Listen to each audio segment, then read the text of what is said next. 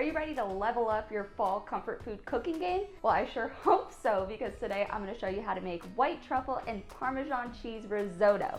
Yes, it is so delicious, so comforting, so flavorful, and perfect for this time of year. Let's do it! Grab 1 large onion and chop into small pieces. Take about 5 garlic cloves and finely dice them. Fill a large pot with several cups of water and 1 full container of chicken stock. Turn on the heat, bring the liquid to a boil, and then drop it back down to a simmer. Have your entire mise en place set up and ready to go. Heat a large pan on the stove on medium-high heat. Okay, our pan is hot, so we're gonna add a healthy swirl of olive oil.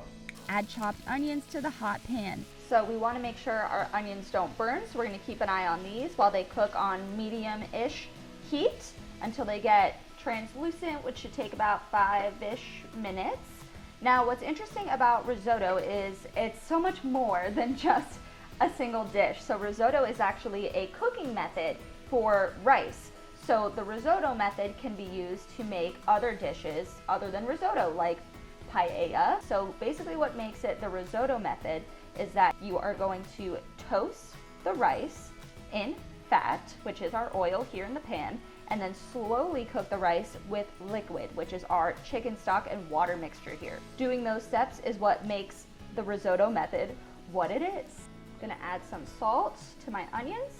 Now that our onions are moving right along, they're moving and grooving, we're gonna add about 1/4 cup of our cooking liquid and let this fully absorb. So we want this liquid to be completely evaporated before we move on to the next step, and that is a theme that you will continue to see throughout this labor of love here, that cooking risotto.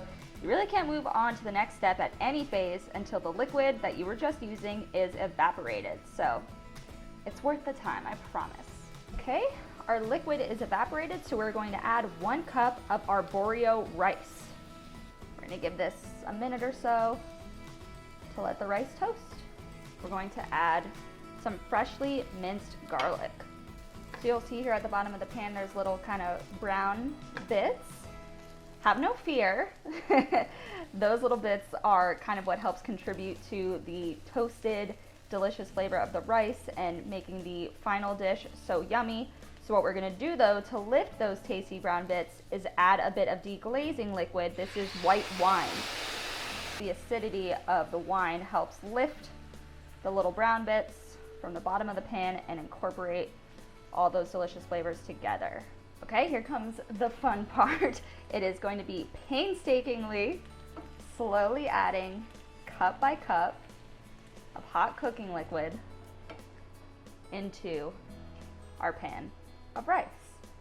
So you always want the liquid to be at a gentle boil, and you don't add any more liquid until the liquid in here is gone. So that's the rice absorbing all that delicious flavor and slowly cooking, and the starches slowly making their way out, which is what's gonna make this a delicious, velvety, creamy dish at the end. Like I said, it's a labor of love. Just keep stirring, just keep stirring. 10 years later. Just kidding, it's been like 3 minutes. We're gonna add the next round of hot liquid. After about 15 minutes, I'd say it's time to give it a little taste and see how cooked everything is. We're close. Not quite. I'm gonna do a little bit of salt at this point, since my last taste enlightened me to the fact that we're a bit under-seasoned here. That's why it's important to taste as you go. Also a little pepper. So other than tasting it, it's a little hard to tell when your risotto's done, but just to show you, here is the consistency you're looking for. Very, very creamy, not too wet, not too dry.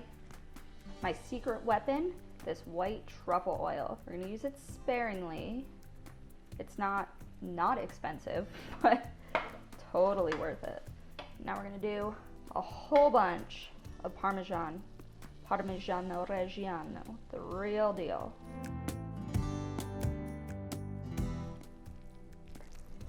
Ooh boy. Time to plate our masterpiece. Ooh, yeah. Let's make a cute little circle here. Drizzle a little extra white truffle oil on top.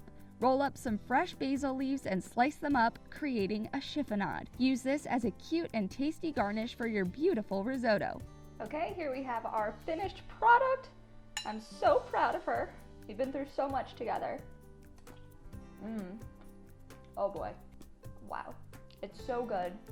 Totally, anybody can do it. All you need to do is follow the technique and you'll end up with a delicious, creamy, flavorful, comforting risotto whenever your heart desires.